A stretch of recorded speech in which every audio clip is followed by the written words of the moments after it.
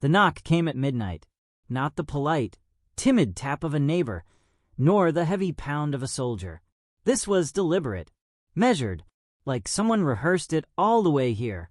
I hesitated, hand frozen above the old pistol on my desk. Nobody visited me. Not here, not in this forsaken outpost at the edge of human territory, where we were barely tolerated as settlers.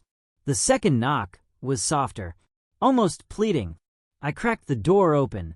The cold night air rushed in, carrying with it the faint scent of ozone and lilacs. And there she was, an alien. Bioluminescent freckles shimmered faintly across her high cheekbones, her long cloak dusted with snow, her large, violet eyes fixed on mine, not with hostility, but desperation. In her arms, two small figures huddled close, their tiny hands gripping her tightly. "I will warm your bed, human!" Her voice trembled in broken English. "My children, they need a father." I blinked, my heart pounding. This wasn't a request. It was a plea. And I had no idea what kind of hell I'd stepped into by opening that door. 2 years. That's how long I'd been stationed on Vera 7.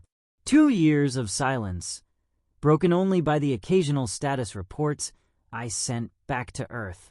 2 years of staring out at alien skies, wondering why the hell I volunteered for this assignment. I told myself it was for the bonus pay, for the chance to start fresh after the war. But deep down, I think I came here to disappear. Humans weren't welcome on Vera 7. We weren't exactly invaders, at least. That's what the brass back home liked to say. But the Verans saw us as trespassers. They tolerated our colonies because they had no choice. We had the tech, the weapons, the numbers. They had whatever was left after decades of occupation. So I kept to myself. Didn't mix with the other settlers. Didn't bother the Verans either. I was content in my little cabin, nursing stale coffee and even staler regrets. Until she came. I didn't even hear her approach. One moment, the wind howled outside my window. The next, 3 shadows appeared on my porch. Her cloak was tattered, the fabric stained with travel and hardship. 2 small children clung to her legs, their wide, unblinking eyes watching me like frightened animals. Her voice cracked when she spoke. "My husband is gone. My people will not help. But you," she swallowed hard. "You are strong. You can protect. You can be father." I should have said no. Should have slammed the door and gone back to my lonely dinner. But something in her eyes, raw grief wrapped in fierce determination, rooted me to the spot. For the first time in years, I felt alive and terrified. The knock came again, softer this time, hesitant, as if whoever was out there feared they might already have pushed their luck too far. I sat motionless in the dim light of my cabin, staring at the door. The wind howled outside, rattling the loose shutters. Snow drifted in slow spirals across the frost-bitten porch. Out here, on the edge of the human settlement, uninvited guests were rare, almost unheard of. I reached for the pistol lying on the table beside me. It wasn't loaded. Not yet. "Who's there?" I called out. My voice sounded foreign, hoarse from days, without speaking to another soul. Silence. Then a voice, faint, accented, and cracking with something that sounded suspiciously like desperation. "Please open." The words were enough to freeze my blood, not because of what was said, but because of how. Whoever it was, they weren't human. The vowels were wrong, the rhythm off. I thumbed the safety on the pistol and moved slowly to the door, every instinct screaming caution. When I cracked it open, the cold slammed into me like a fist.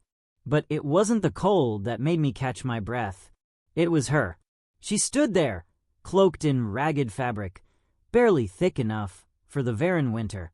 Snow clung to her dark, bioluminescent skin, the faint glow outlining the sharp curve of her cheekbones and the delicate ridges along her jaw. hallmarks of her kind. Her eyes, large amethyst, unblinking, locked on mine. Not with anger, not with fear, but with something heavier. Two small figures pressed against her legs. Children, their small hands clung to her with a quiet desperation of their own. Their bioluminescence was dimmer, flickering weakly like dying embers. She struggled with the words, her voice shaking. I need help. Help, I said cautiously, stepping back, just enough to keep my finger near the trigger. From me. My husband is gone, she said. Killed in collapse. No food, no heat. My people, they will not aid me. The children's eyes widened at the sound of her words. One let out a soft whimper, quickly muffled against her cloak. I should have shut the door right there. I should have told her to find someone else, anyone else. Humans and Varens didn't mix. Not here. Not ever. But I didn't. Why come to me? I asked instead. Her lips trembled. You are strong. Alone. No tribe to stop you. My children. She pulled them closer. They need father. The way she said it, it wasn't a proposal. It wasn't a seduction. It was a plea born of sheer necessity. I blinked, trying to process her words. This wasn't just about shelter or food. She meant exactly what she said. I can't. I started, but stopped myself when I saw her legs trembling beneath her tattered boots. She had walked far, too far for someone carrying children through the barren snowfields. I opened the door wider without thinking. Get inside, before you freeze to death. She hesitated. You allow? I'm not going to let your kids die on my porch. Now move. She nodded once, a motion almost imperceptible, and ushered the little ones through. They moved silently, feet barely making a sound against my wooden floorboards. I shut the door quickly behind them, locking it out of habit. The cabin wasn't much. One room, a small stove in the corner, and a single narrow bed. I hadn't expected company, much less this kind of company. They stood huddled near the door as if waiting for permission to exist. Their bioluminescent skin cast faint colors against the walls, shimmering blues and purples. Sit, I said awkwardly, gesturing toward the bed. The woman obeyed, settling the children beside her. One of them, a girl I guessed, looked at me with wide, luminous eyes and whispered something in the Varen tongue. The woman stroked her head gently, murmuring back. I crouched by the stove and stoked the dying embers, adding more wood until warmth began creeping back into the room. What's your name? I asked without looking up. She hesitated. Kareth. Kareth. I repeated it carefully. I'm Mason. Ma son, she echoed softly, testing the sound. I turned to face her fully for the first time. Kareth's expression was unreadable, but her eyes held that same unrelenting determination I'd seen at the door. She wasn't here because she wanted to be. She was here because she had to be. And somehow, against every ounce of common sense, I couldn't bring myself to turn her away. The cabin was quiet except for the occasional pop of wood in the stove. The warmth spread slowly, thawing the chill that clung to Kareth and her children like a second skin. She sat on the edge of the narrow bed, her cloak wrapped tight around the little ones. Their faint bioluminescence pulsed in soft waves, weaker than before. The boy, smaller and frilier, had already curled against her, fast asleep from exhaustion. I stood a few feet away, unsure what to do with myself. She spoke first. My husband, Honor. Her voice cracked, the syllables thick with her alien accent. He was minor, digging tunnel for humans. Tunnel collapsed. Rocks crushed him. I swallowed hard. I'd heard rumors of the accident, a shaft giving way in one of the mixed labor sites. The company filed it as acceptable loss, collateral damage, but they didn't mention Varen workers had died, or families left behind. I'm sorry, I said quietly. She gave a slow nod, as if she'd expected no better from humans. Sorry does not feed children. Sorry does not give them father. The words hit harder than I'd expected. She brushed a hand over the girl's hair, fingers trembling. In my tribe, widow is burden. No male will claim us. Children without father. No tribe, no protection. Elders said. She paused, her throat working. Said we are to leave. Or die. They exiled you. Yes.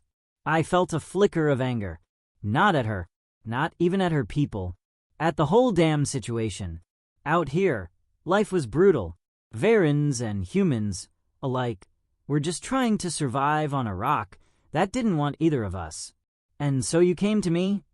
I asked carefully. She nodded, her eyes never leaving mine. You are alone. You have shelter. You have strength. And her voice grew quieter. You have no tribe to stop you from helping. You don't even know me, I said. For all you know, I could have shot you the moment you stepped on my porch. I know, she replied simply. But better to die trying than watch my children freeze. There was no desperation in her tone now, only calm resolve. She had made her choice long before knocking on my door. I dragged a chair closer to the stove and sat, rubbing my hands together. You're asking me to take you in, you and them, to be what? A father? A husband? Yes. The word was firm, unflinching. I let out a humorless laugh. Kareth, humans and Varens aren't exactly known for getting along. She tilted her head slightly, eyes reflecting the flickering firelight. Not ask you to love me. Not ask you to be Varen. Just to try. For them. She glanced at the children. The girl stirred, blinking up at me with wide violet eyes. She whispered something in her tongue, and Kareth murmured back softly. What did she say? I asked. Kareth hesitated, then replied, She asked if you will send us away. I exhaled, staring at the floor. I should have said yes. Should have told them this wasn't my problem, that I wasn't a savior. But something inside me twisted at the thought. Not tonight, I said finally. You can stay. For now. Kareth's shoulders sagged with relief. Thank you, Mason. I almost flinched at the way she said my name, carefully, like it was fragile. Don't thank me yet, I muttered. You'll find I'm not much good at this. She gave a faint smile, small, but real. You try. That is enough. As I watched her settle the children down to sleep, pulling them close beneath her cloak, a knot tightened in my chest. I told myself this was temporary, just one night, but deep down I already knew. This wasn't going to be simple. This wasn't going to be over. The next morning, the cabin felt different. Not warmer, not really. The draft still crept through the cracks, and the stove's embers needed coaxing to life. But the air was thicker somehow, heavier. I sat on my usual stool by the window, sipping bitter coffee, and watching Kareth as she moved about the cabin with quiet efficiency. She had shed her tattered cloak to reveal a tunic of coarse woven fabric, patched in places where time had frayed it. Her skin shimmered faintly in the morning light, lines of bioluminescence flowing like rivers under her flesh. The children huddled in the corner, whispering in their melodic tongue. I caught them glancing at me between hushed words, their large violet eyes full of wary curiosity. Kareth caught me staring and offered a small nod of acknowledgement. She wasn't smiling, but something in her gaze felt softer than last night. You always drink that? She asked haltingly, gesturing to my cup. Every morning, I said. She tilted her head. Smells burned. I barked a laugh before I could stop myself. It tastes burned too. The corner of her mouth twitched. Almost a smile. Almost. But it didn't last. When I set my cup down and stood, she stiffened. Instinctively, her hand went to the children's shoulders. I froze, raising my palms slightly. I'm not going to hurt you, I said carefully. She blinked, then lowered her hand. Sorry, Have it. I nodded, though it stung more than I expected. No need to apologize. Can't be easy trusting me. It is not. She glanced at the children, her voice softening. But they watch. They learn from me. I must show trust. I didn't know what to say to that, so I busied myself with stoking the fire. The days passed in slow, uneasy rhythm. Kareth proved resourceful, patching holes in my threadbare blankets, boiling roots she'd foraged from the frozen outskirts, even repairing a cracked water jug with some resin-like substance she carried in a pouch. The children, too, began to thaw. The girl, Lyra, I learned, started venturing closer when I worked at the stove. The boy, Serene, was quieter, often hiding behind his sister, but his luminous eyes followed my every move. But for every step forward, there were missteps. The first time I brought in a rabbit I'd snared, Kareth recoiled. "You kill for food?" she asked, her tone unreadable. "Yes," I said slowly. "That's how humans survive here." She looked at me for a long moment, then nodded curtly and turned away. That night, she and the children ate only the roots and broth she'd prepared. Another time, I absent-mindedly reached out to pat Lyra's head when she handed me a carved wooden trinket she'd made. The child flinched as though I'd raised my hand to strike her. Kareth said nothing, but her eyes hardened. I learned quickly. Varens weren't big on physical contact outside their family unit. And then there was the knock at my door, a human voice this time. "Mason, you in there?" It was Briggs, one of the colony's supply runners. I froze, glancing at Kareth. She had already gathered the children and pressed them into the shadows behind the stove. "Mason." Briggs called again. "Heard you had tracks around your place. Big ones. Everything all right?" I opened the door just wide enough to peer out. "Yeah, all good. Just a stray animal. Tracks are gone now." He squinted past me. "Strange. Folks in town are saying a Varen widow was exiled last week. You didn't." "No." I cut him off sharply. "Haven't seen any Varens since I got here." Briggs studied me for a moment too long, then nodded. "All right. Keep your eyes open. If you see anything, report it."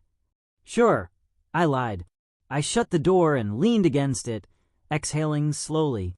Kareth stepped out of the shadows, her expression unreadable, but I saw the tension in her shoulders, the way her arms wrapped tighter around her children. "They will come again," she said quietly. "Humans do not stop." "Neither do I," I replied before I could think better of it. For a moment, her eyes met mine.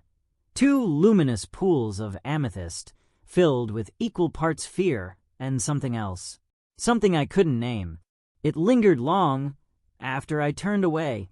The knock came again 3 days later. Louder this time. More insistent. Kareth froze mid-stir, her long fingers gripping the wooden ladle tightly. The children instinctively pressed against her, their bioluminescent skin dimming, as if trying to snuff out their own glow. I set down my rifle, not loaded, but its presence helped settle my nerves, and moved to the door. "Mason." It was Briggs again, his voice muffled through the thick wood. "You in there?" "Yeah," I called back, forcing my tone casual. "What's going on?" "Got a minute. Need to talk." Kareth's wide eyes met mine. I gave her a subtle shake of the head. "Stay quiet. Stay hidden." I opened the door just a crack. Briggs stood there with 2 others from the settlement, Burke and Hannah, both carrying rifles slung over their shoulders. Their expressions weren't hostile, but they weren't exactly friendly either. "What's this about?" I asked. Briggs glanced past me into the cabin. "Folks are nervous, Mason. You're way out here, and there's been talk of movement in the woods. Strange tracks. Glowing, some say." "Glowing?" I let out a short laugh. "Sounds like campfire gossip." Burke shifted uncomfortably. "Maybe, but if there's a stray Varen widow wandering the woods, she's a risk. Desperate ones can be dangerous." She's not my problem, I said flatly. Haven't seen a damn thing. Hannah frowned. You'd tell us if you had, right?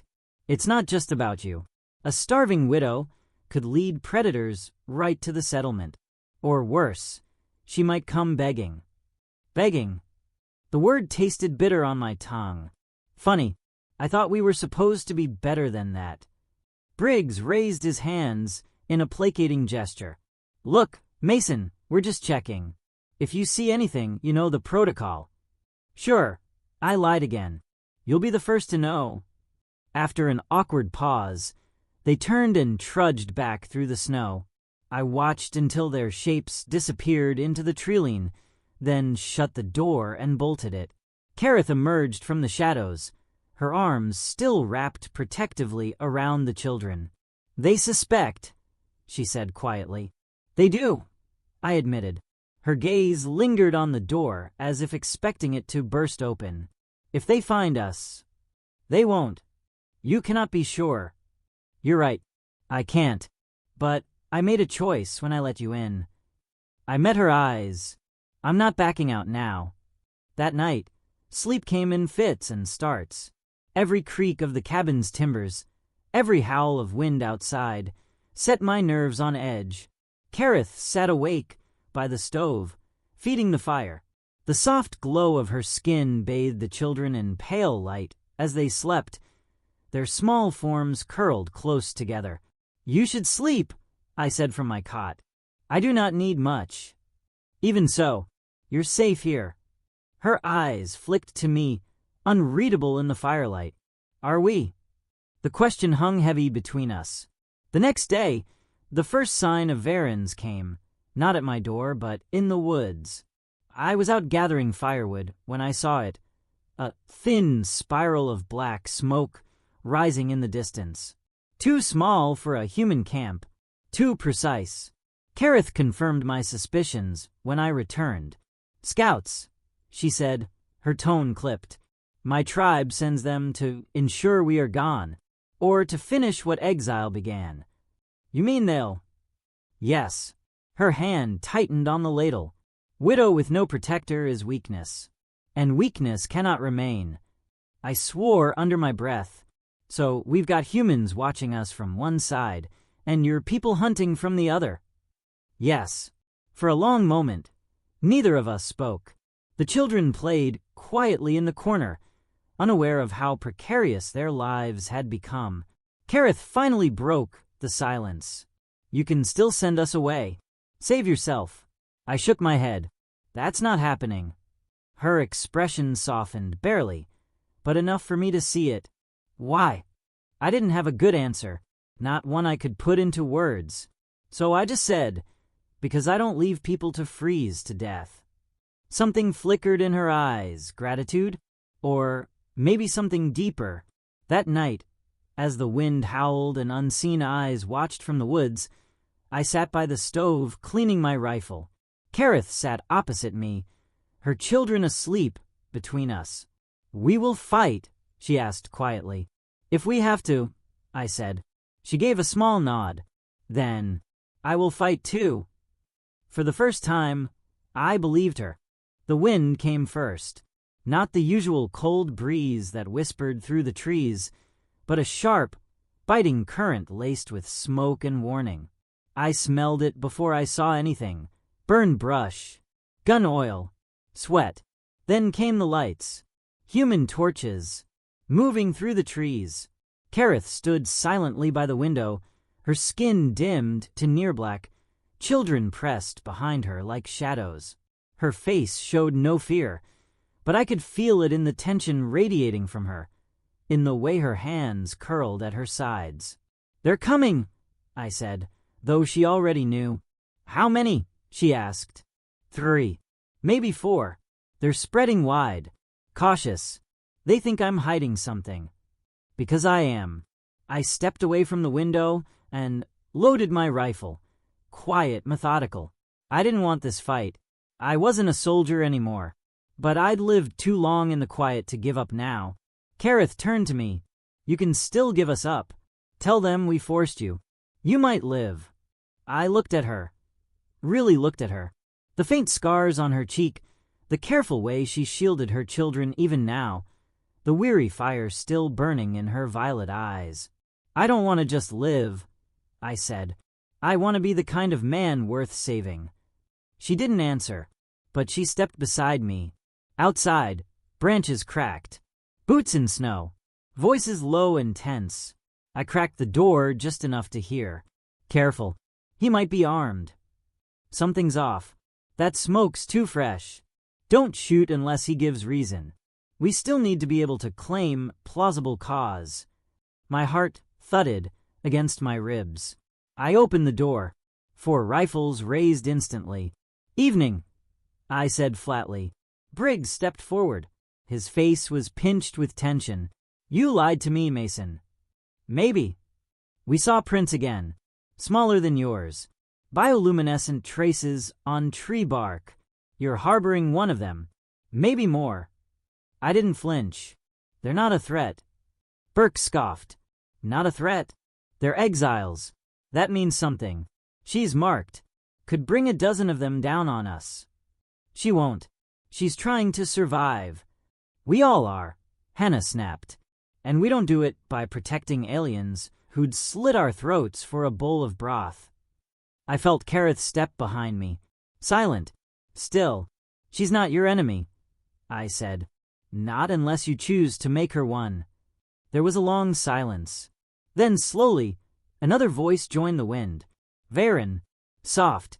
Hissing. Coming from the treeline behind the cabin. Briggs turned sharply. What the hell was that? Then they stepped into view, 3 Varen scouts. Lean, cloaked figures, eyes glowing dimly in the dark. Spears slung across their backs. One of them bore the tribal burn mark, jagged and ugly. Kareth stepped forward. "They are from my tribe." I moved to shield her instinctively, but she brushed past me. Standing tall, the lead Varen spoke in their tongue.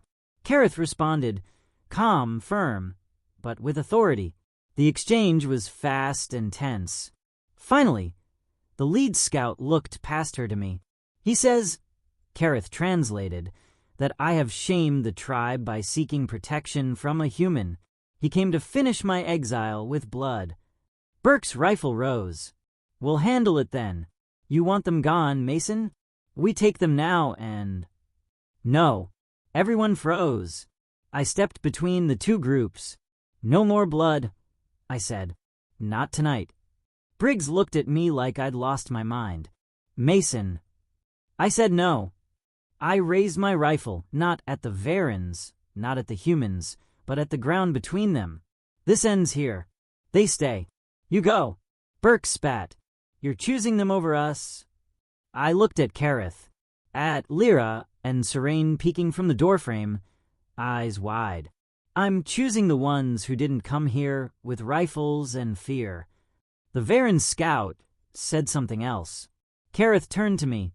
He says, "If we are claimed by you, they will not interfere. But they will not protect us either." "I didn't ask for their protection," I said. "Just their respect." A beat of silence. Then the Varens turned and vanished into the dark. Briggs stared at me. "You're making a mistake." "Maybe," I said, "but it's mine to make." They left. Reluctantly, rifles lowered, eyes full of distrust. I shut the door, bolted it again. Kareth stood staring at me. "You claimed us," she said, voice soft. "No," I replied. "I stood with you." "That's different."